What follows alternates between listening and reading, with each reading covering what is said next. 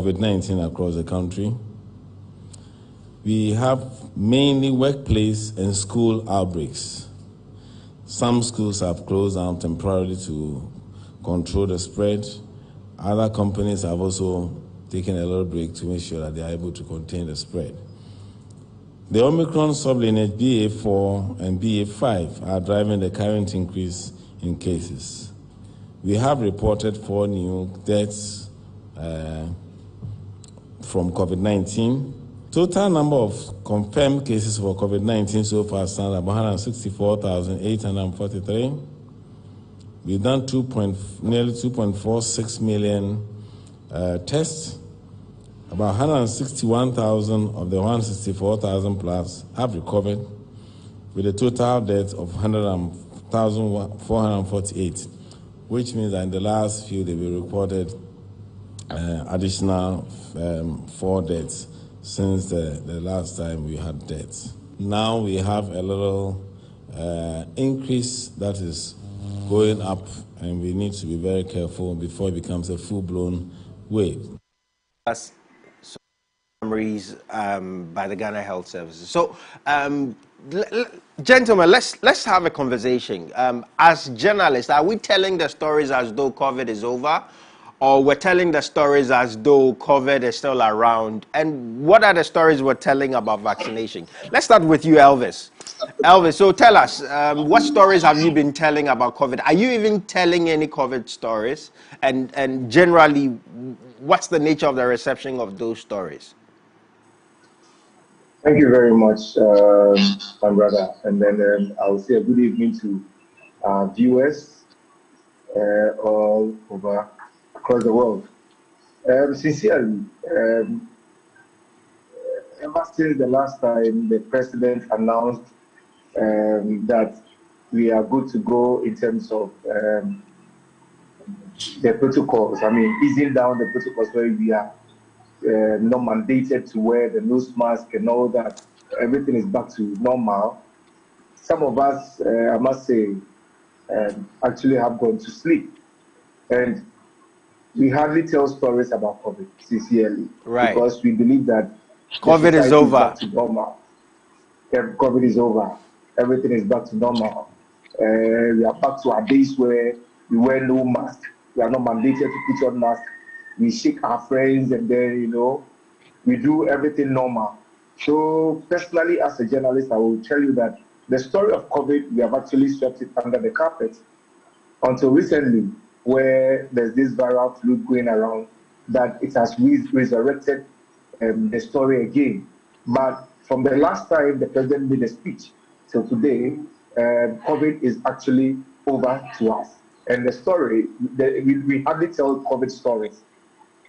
Right. So let's listen to Shadrach. Right. Do you have a similar story?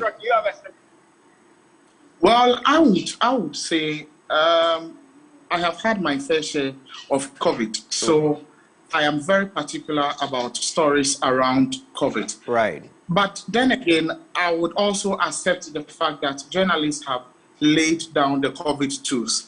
When I say lay down the COVID tools, comparing it to when COVID was at its peak, where you literally see COVID stories in the morning, afternoon, evening, almost every time and everywhere, you see COVID stories. I'm not sure we can say same currently, because everyone feels COVID is either one, or now people are even describing it as a common cold, which has come to stay. So you barely hear of COVID updates on a daily basis, talk less of we going around to vividly or particularly do COVID stories. Do you think it's fatigue as journalists, that we just fatigued about the constant stories since 2020, or at this time where vaccination should be a focus? What do you think is it fatigue, or we're just, are the conspiracy stories winning? What exactly do you think the interpretation of the story is? Well, personally, I would say we are just tired of the COVID. I mean, when it started, it looks like a gun is pointed at you and then you begin to run from the gun. But at this point, the gun has been pointed, and then we actually bring our foreheads close to the gun. So everyone is tired of hearing 2 people are dead, 3 people are in ICU, and people till date will even tell you, show us, can we see them? Can we have pictures? Can we, even though we've had times where we show mass burial of COVID patients, we tell stories of what COVID has done to people, we even share our own experiences. I know myself, the likes of Israeli, among other colleagues who have shared their COVID experiences. People still believe, now we are tired. I mean, that is the kind of the attitude we've taken. Or die we die. So Elvis, is it a question of fatigue? What really do you think it is? So give us perspective, and we'll listen to Edith, and then we'll move on to the economic story. Well, I think that sincerely, people believe that the whole thing about COVID is a myth. It's a myth. It's a myth. You still think viewers and audience still think COVID is a myth? Of course. That is the reason people are not even interested in the vaccination in the first place, because we still live with people who never took the vaccines but are still alive. They are not going through any pain. They are very fine. And there are people who went through the vaccine, who took the jab, but yet they had issues. You know, some of them are complaining of erectile dysfunction. Some of them are complaining of some issues, some health issues, of which they are blaming it to the vaccine. So most people will tell you that, or some people will tell you that we live in a community. This, my friend, did not take the jab, but he's fine. He's very much well. He didn't die. I took the jab. I had a headache. I had fever, and still, I mean, I'm going through some issues. So people believe that it's a myth. It's a common flu that came to pass, and it will again pass and leave us. So stories, Elvis, let's stay with you. Stories on vaccination. And do you think it's time for government to, I mean, I know we've passed the stage where compulsory vaccination was a story, but do you think that, do we need to go back to masks? Do we need to go back to working from home? I mean, do you think more needs to be done as a journalist? Telling the story from the ground, do you think policymakers should do a little more on COVID? Of course, there is a lot of work for policymakers to do, actually, because it looks like all the gains have actually gone down the drain. The early stages of COVID was, we saw this high energy, high spirit, education and all that. But it looks like policymakers themselves actually went to sleep immediately. The announcement was made that we can go back to our normal lives. Everybody tired. So, yes, of course, certainly. We are tired. So, I mean, people went back to sleep. And so government, the onus lies on government to take up the drive again. What can be done to win back the trust of people, to get people to understand the fact that the thing exists, it is part of us. And we must make sure that we eradicate it to the bottom, to the very last person. Before June, I'm told, the statistics has it that we had barely 372 people having COVID, 371 people having COVID before June. But right after June, now we have over 1,000 people. Right. Then gradually, we are still, the case keeps growing and growing and growing. You just hear this person say, I have cold. You can hear this person say, I have, and even now, people still believe that it's just a viral cold, viral disease that is passing. And they know you'll be fine. They go to the pharmacy, they take cold, they take some antibiotics, and they say, oh, they are fine. You're cold. You're cold. You're cold. Interesting. So, I mean, policymakers must actually do more to get people to understand that, look, it looks they have the symptoms of cold, but this is more than what it is. And we are told that even now, with a jab, people must take booster jabs. People are not interested in taking the booster jab. Right. Personally, I have to go take the booster jab. But if you ask me today, I am hesitant because of what I felt with the 2 jabs that I took. And I know people who have not taken the jab and are still there. Right. So government must do more. Right. I mean, government must do more. Thank you, Elvis. Before we move to Edith, Shadrach, just your take on what you think, telling the stories you tell and seeing the fatigue. Do you think that policymakers need to do more? From where you said, what would you say to policymakers? Then we'll jump to Edith on her take on the COVID story. So, Shadrach, if you can hear us. Yeah, that cannot be overemphasized. Policymakers should do more. But one thing I have also realized on the part of policy makers is that even they who would have to do more and possibly get a groove on for people to and vaccinate, they are using loopholes and then windows to dodge vaccinations. I have seen or have heard about people who have the COVID certificate but did not vaccinate. How did they get it? And we are at a point where currently we are seeing our healthcare providers, those who are going around educating us on the need to get vaccinated and going further to give us those jabs, being hesitant in receiving those vaccinations. Right. So what are you afraid of? So even this puts us in a state of despair, because if our healthcare providers are hesitant in, plus policymakers are hesitant. Right, it looks like we lost Shadrach there. Edith, if you can hear us, Edith, welcome to the show. Edith, you're in the Buno region. Please tell us, what's the sentiment around COVID, around the Buno region and the middle to northern belt of Ghana? Thank you very much. To be sincere, here, especially in the small towns, the villages, they even think that COVID is for the rich. Right. Yeah. So, because they believe that they use trotro, they use taxis, they sleep together, they stay in the same environment, the same house, yet they do not have it. Yet people who stay in air-conditioned rooms, apartments or self-contained, they use their own cars, rather have COVID. Right. So they don't really believe that COVID is something which is deadly. And so you go to a place, they do not even use masks at all. Even when COVID was very severe, they were not using masks at all. No Veronica buckets, nothing. They were just living their normal life. Life as usual. Yes. So if you go to a small village, like let's say in Wawasia, very close to Sunyai, right, and they do not practice all the safety protocols, yet they are fine. Mm. But you come to a place like Sunyai, and then they always hear that there is COVID. Yet they do not see COVID around. Right. So most people do not actually believe that COVID even came and say now it's a bit gone and it's coming back. Most people do not believe it, especially the small towns or the villages.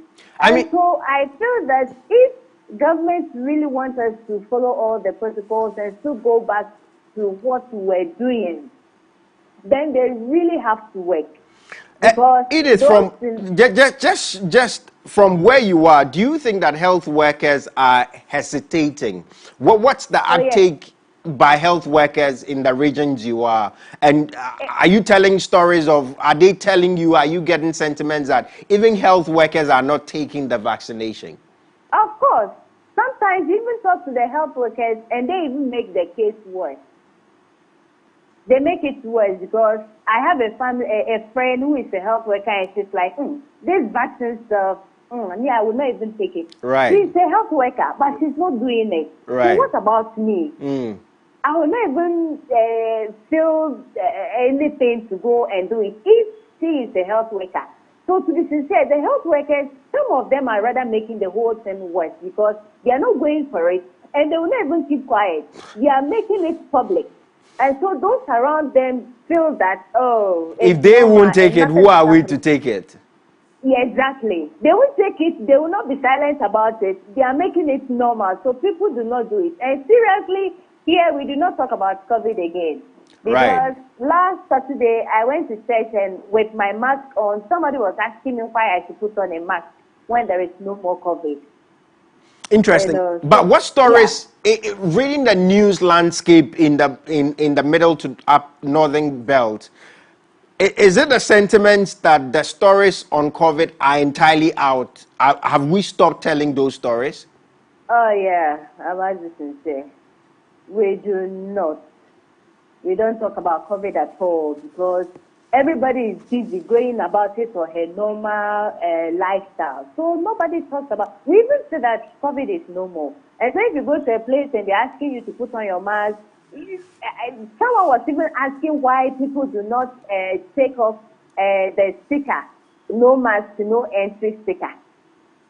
You know, people were talking about it, why it should still be on the doors, gates, especially the banks, the rest. So as for COVID issues, my friend, we don't talk about it. It's there. To us, that's what we feel. But seriously, as the statistics is still coming that more people are getting it, I think we should all back up and go back to the drawing board. Edith, if you're supposed to give us from your experience with telling stories, do you think that government will meet its target on vaccination? Do you think that people are taking the vaccines from where you said? Is it the sentiment that people you interact with, the stories of people you tell, are taking the vaccine? Oh, yeah, people are doing very well. People are taking the vaccine. It's just a few people who believe that it is a SIM card which will be implanted into their body.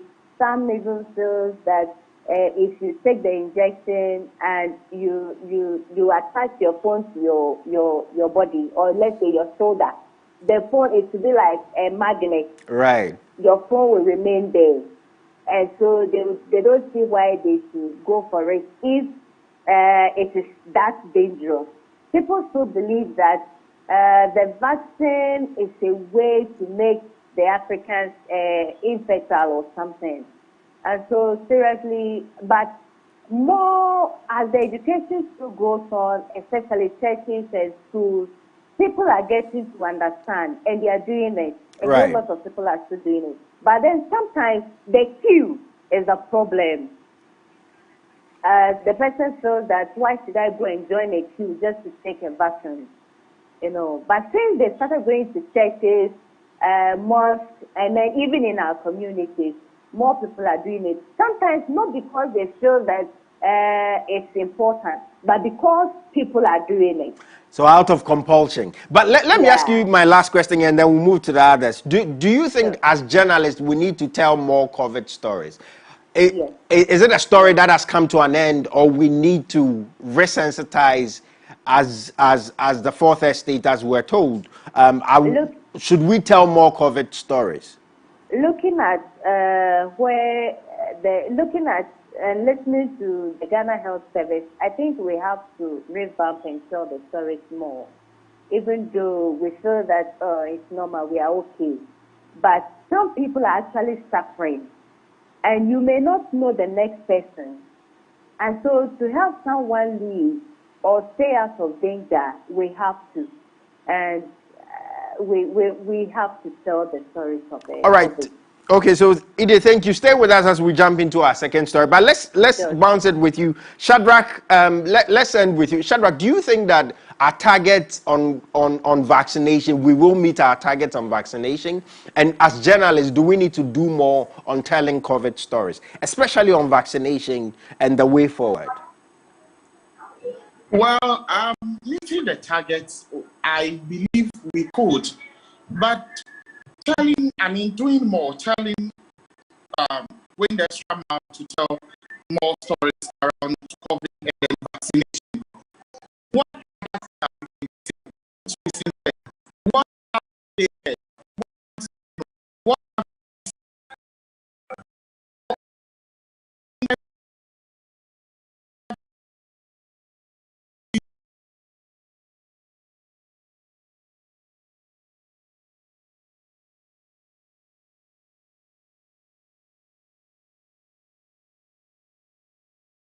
itself. So government will intentionally use COVID and then its health implications, and then get funding from donors. That is what people also think. So I don't know what else, pardon me, but I don't know what else we can do around COVID and then the vaccination bit. Right. Meeting our target, yes, we might, but going the extra mile, I don't know what else we would have to do, sincerely. All right, thank you, Shadrach. Elvis, your view on that question, and then we'll move on to the last bit of the conversation.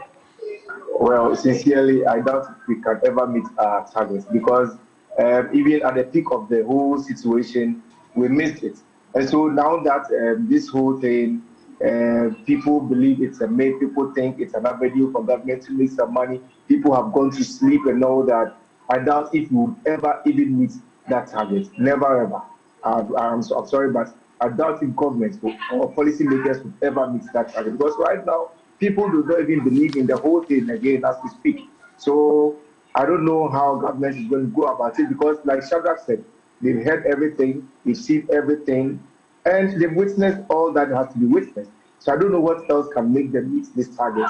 It's highly impossible and in fact highly unachievable. Interesting views from Elvis Washington. Now let's jump into the second conversation we had within the week, which is an economic story. So that at the backdrop of an apparent wave in COVID, we still are seeing some economic challenges. And we had conversation within the week. Now, as journalists, let's start with you, Shadrach. Within the week, what economic stories, especially on depreciation and its impact on business, what stories did you tell? Is there any particular story you were attached to? Any story that you want to highlight for our viewers and listeners?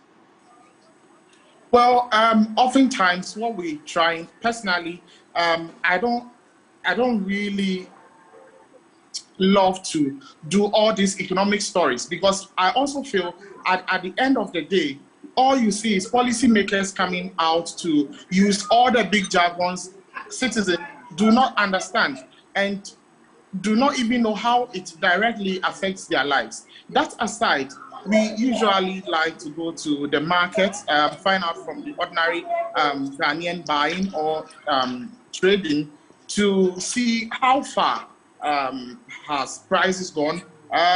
Has there been any surge in price? How they bought it the last time, and then currently how much is it selling? And then you would realize even now when Sam George mentioned the 010 formula. People were laughing, formula. but that is what has actually come to stay now.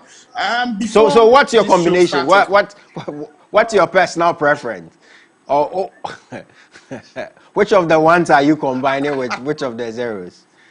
You really want me to answer? No, that? I mean, I'm sure our viewers are curious. Yeah, I mean, oftentimes the 010 or the 001 works. Interesting. So the one must be somewhere close to the tail.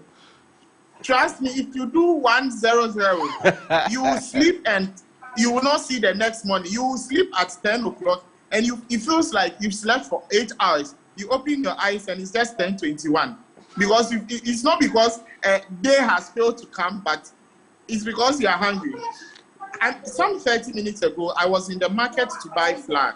I want to prepare spring rolls tomorrow. I used to buy the 5 kilo bag flour for 13 cedis, and then eventually it rose to 18 cedis. Today I went back to buy the 5 kilo bag of flour, and then it's selling at 48 cedis. 48. Yes. And this is your personal story. Cedis. This is not stories you've had to carry for. No. This is not stories. A story I had to cover, and someone might think you embellished some or were being you were exaggerating. This I don't know. Your producer was speaking to me. I had to stay about 40 minutes late before joining because I was still in the market. Flour, the 5 kilo was selling at 48 cedis. So if you have the average Ghanaian trader who sells spring roll on the street, this is how come now you buy spring roll. The spring roll you used to buy 1 cedi, that is filled. You buy it, and then if God helps you, you will see one piece of onion and then a scale of salmon as the filling, because the person cannot put in more filling when prices of the ingredients they would have to use in making that simple what do you call it? Simple pastry keeps going up. All right. I mean, let's go to Edith and then we'll come back to Elvis. Edith, from the regions you cover, what's the nature of the economic stories you're telling, and what's the sentiment of the people whose story you're telling? Is Everybody is crying. let's Everybody. find out I mean, your own combination of ones and zeros. Then we'll probably will jump to. I think I do 001. Oh. So the one is very close to the ninth. Very close. I Interesting. mean, But tell us generally what are the sentiments of the stories you're telling, and the general outlook in the Bono and Middle Belt to the Northern Belt, the nature of the general stories coming out from there. one would think that being in the Bono region, close to the northern region, where let's say food, let's take yam for instance. We farm a whole lot of yam. At least yam prices should be very, at least cheap, or at least it should be normal. But I tell you, here in the Bono region, if you are buying a tuber of yam, it costs between 18, 20, and 25 cedis. Interesting. And how much did it used to be? Oh, it was like 5 cedis. 5 cedis.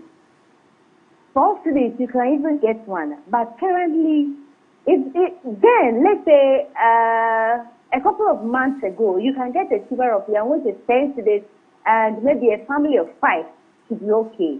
Apparently, just yesterday, I bought a tuber of yam for 18 cedis, and 3 of us had to finish everything. It barely survived you the one at the tail end of the day.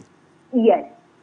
In fact, it is very serious. Things are really expensive and people are crying everywhere. So you'll see that anytime you're going to the market, you have to add something. You have to add, let's say, money to your budget. Because you may not know. Something you bought yesterday, which is say 5 today, today you go and it is 7 today. And the most simple thing is that it is not even a difference of say 1 cedi or 50% Right. or 2 cedi. Right. Sometimes it's 5 cedi, 10 cedi, 30 cedi. You know, let's say a gallon of oil. I used to buy it at least 70 cedi. Just 3 days ago, I asked of that same 5 liters gallon of oil, and it is 147 cedis. That's almost 100% increase. I tell you. And for the people you cover, the nature of their general income would mean that even 20 cedis is very significant. Yes. Yes. Somebody whose capital is just 150 cedis. And the person is to buy oil. Now, if you go and they give you 5 cedis worth of oil, my dear, it can't even prepare you egg stew. And so people are really trying. It's not easy. I buy oil more often because of what I do. And every week, I will have to add more money. If I buy it, say, 120 today, the next time I go, it's 150. So you see that if you're doing business with this kind of, say, economy, and you have to be adding money anytime you buy, definitely the consumer or the last person will suffer. And so while they are also suffering, they will be crying to you, and it's making the whole situation very worse. Okay. So in fact, it's not easy. Let's look at food production, considering that Okay. the place you cover is literally the food basket of the country. Are farmers producing? What really is the nature of production of food in the regions? And do you think that things like fuel prices are affecting the transportation of those? If production is happening, what is affecting its prices since you are producing the food yourself? Yeah, it is the fuel prices. Let's say something like snails or mushrooms. They don't buy. We don't export them. They go to the farm and pick them. Right. But transporting those things to the market, that is where the problem is. So you buy, let's say, a snail for 50 cedis, and you scream, it's too expensive. And the person is like, lorry fair. You see, so it is not that, and say maize. Sometimes, though the fertilizer and on the inputs or say services also cost or contribute to the increment, But then transporting the maize or whatever from your farm to the market is a major problem here. Do you not think that there's also a behavior where people are just increasing prices because generally everybody says prices are high, so people are just behaviorally increasing prices? It's also there, but majority of them is about the fuel prices and transportation. It's there, so you go to different shops or you go to different markets and places, and then the prices vary. Sometimes it's relatively cheap. You go to other places and it's very expensive. So you ask and they tell you, oh, baby, that place is not far. And so, but people also increase it anyhow. So sometimes the consumers are compelled to walk through the market for several hours to look for a place where they will get it relatively cheap. Right. So in as much as the prices are high, fuel or transportation is high, some people are also increasing the prices without even considering the last person or the consumer. Right. So it's also there. Actually. Right. Let's come quickly to Elvis, and then we'll try and wrap. Elvis, I mean, we're having this conversation again. I'm sure last week we had bits and pieces of this conversation, but I want you to focus on the impact on businesses. Are you telling business specific stories? Are you telling stories in a way that the economic input, the general narrative of the economy, how is it affecting businesses, and what kind of stories are you telling around that? Nana, this week, let me tell you something. Very soon, even the 010001100 It become a flat zero. Trust me, we are getting to the stage where it's going to be fasting and fasting and fasting, because people are going to go into 000, because the system now, people are suffering to the extent that jobs are being lost, businesses are collapsing, nothing is working. Look, this week alone in Tema, I am very close to some labor organizations. Then this week alone, they've been doing some talks with an organization where 3 organizations want to lay down some workers. And ask me why. Why? Since you said I should ask you. It is as a result, good. It is as a result of the increase in fuel prices. And also, government of Bank of Ghana has actually announced an increase in its policy rate. And in the heat of the event, in the midst of all these challenges that we are facing as a country, now this is the time the BOG has chosen to review its policy rate. And mind you, all these industries you see, or all these people out there, we all depend on the Bank of Ghana policy rates for business. So if the policy rate is increased or is reduced, is reviewed upward, it means that interest rate goes up.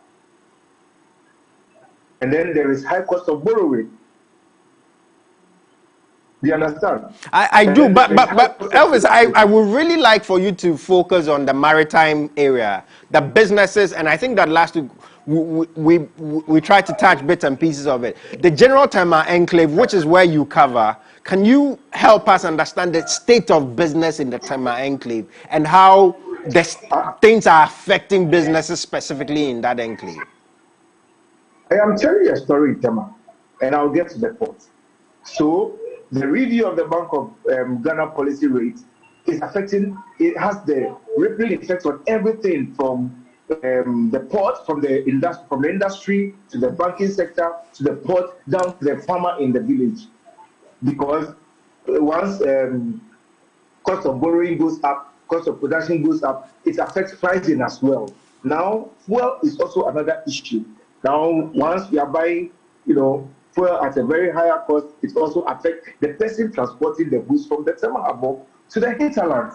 And mind you, recently we are complaining about fertilizer prices increasing, and then even farm inputs, everything increasing. And all these things has to do with the issues that I have enumerated. Now, you want me to touch at the port. Right. Look, if you come to the Tema port today, it used to be a very bustling community where business activities is moving every day. there is no time.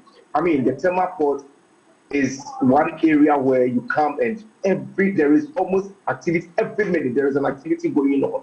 Go to the offices and people have their heads on the tables and they are sleeping. Secretaries are not invoicing. Secretaries are not inputting invoices because people are not even bringing down goods.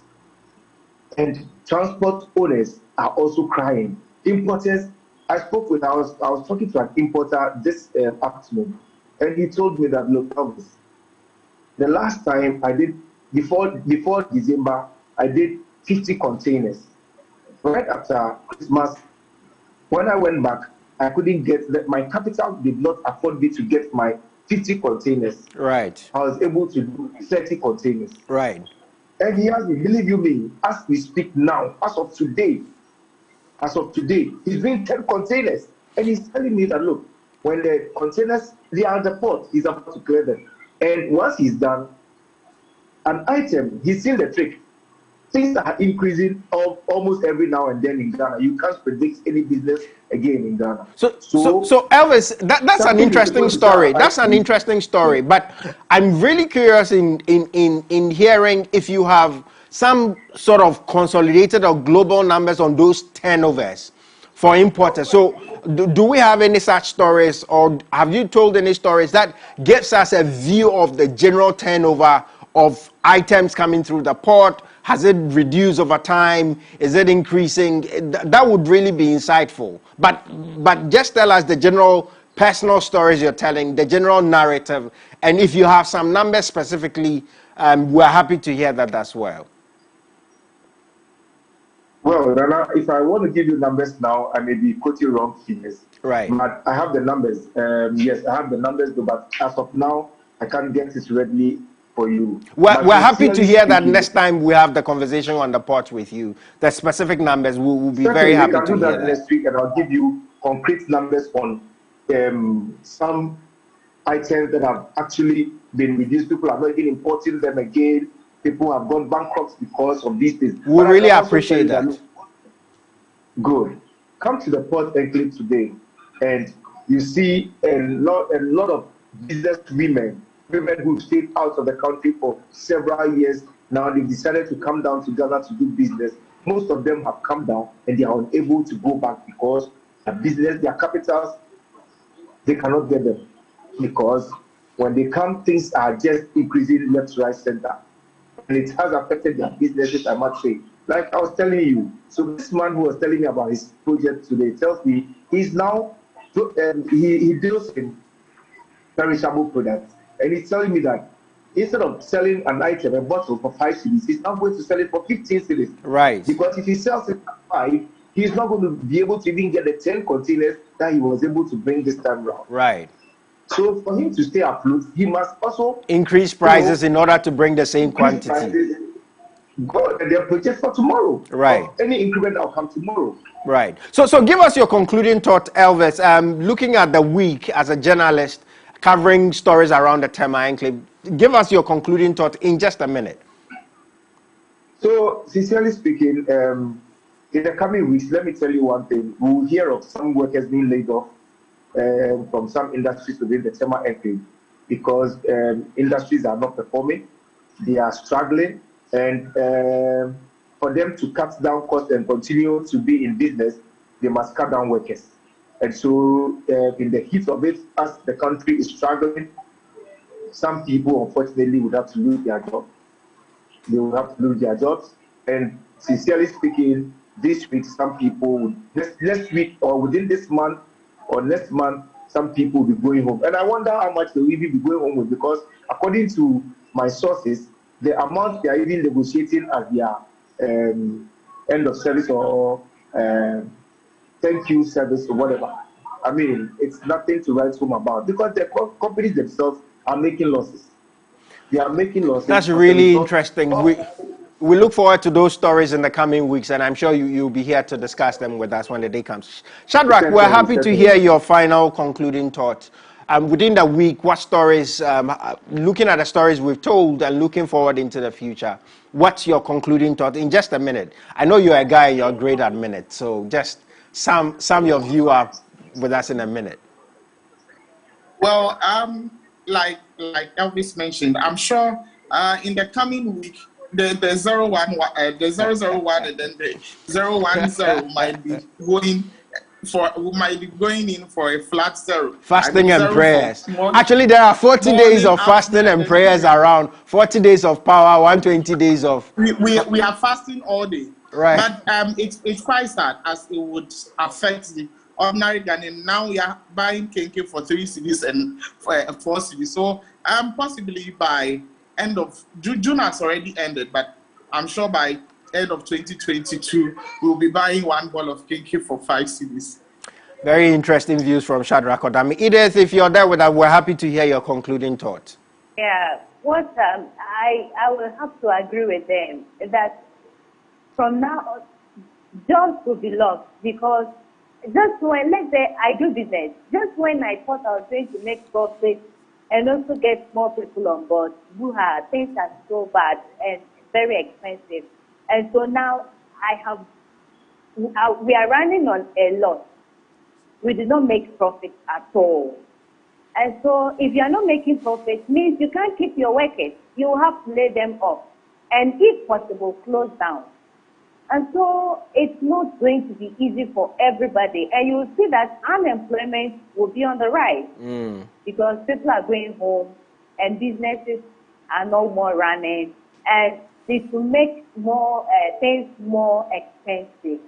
So in fact, the government's not right. All right. Thank you so much for joining us, Elvis Washington, Shadrach Odami Ajare from Metro TV, and Edith, who is a content for MX24 TV. So viewers, thank you for staying with us. These times definitely are challenging, but these are the times that challenges us to find solutions.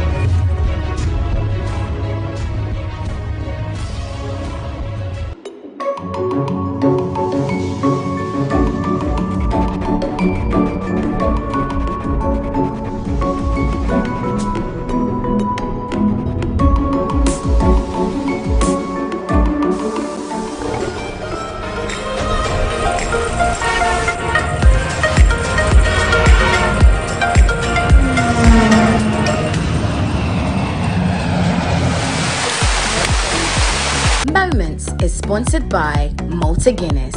Malta Guinness, feel the goodness. It's 11:32. It's in the afternoon. Your girl is ready. All I was told is to bring snacks, my Malta Guinness, a towel, and some water. I'm ready to go hiking, guys. This is Moments.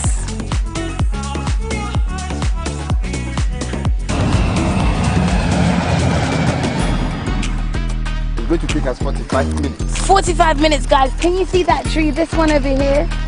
Right there? Wow, 45 minutes to get there. I don't even know if I'm ready. Today, I'm at Chengku Waterfalls.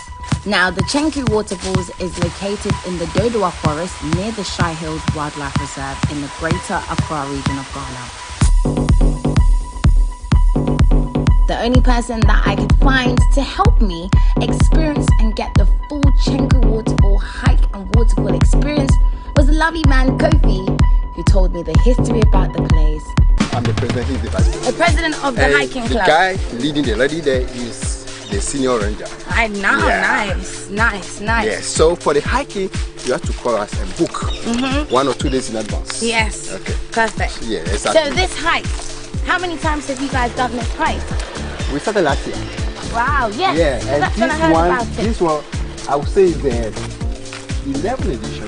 Chengku Waterfalls is 39 kilometers from the capital city of Accra and is the only waterfall in the region. Now this waterfall can drop from a height of 250 feet and it runs between these amazing rocks, forming a clean and clear pool with a large tilapia population. So at this time, you know, we're kind of a bit like maybe dry season. There's still water. Yeah, but it's reduced. The problem is reduced, but still flows. It's flowing, but it's gonna be small. Yeah. And this will go to Ashama. Okay.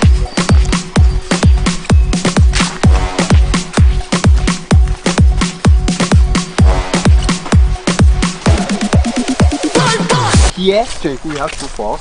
Obosman have 2 falls.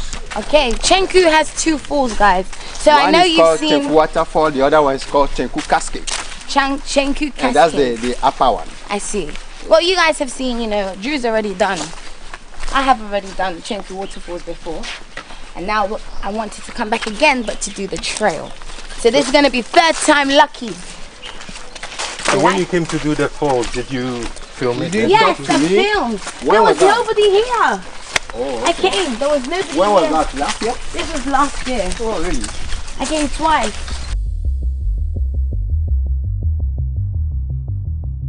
Talking about you. So do you hike on a regular basis? Why do you enjoy hiking?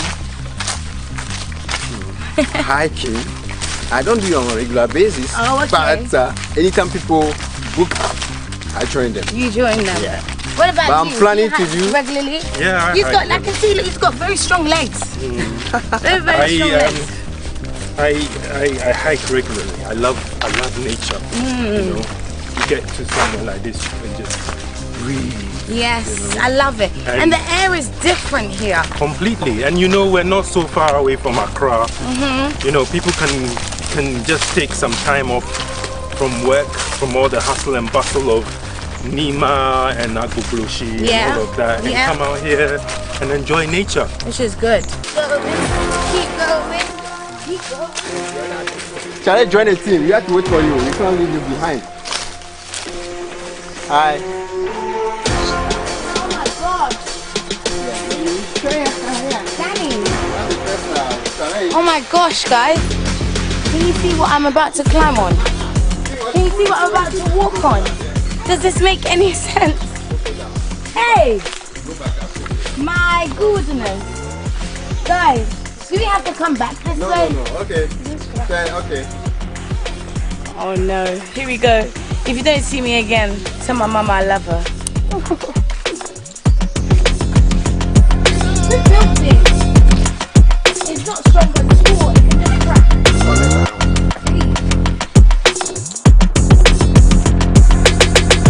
Oh, you guys know how much I love me some plantain. Make sure you guys buy Miss Drew's plantain chips, Aiko plantain chips. You see them in all stores.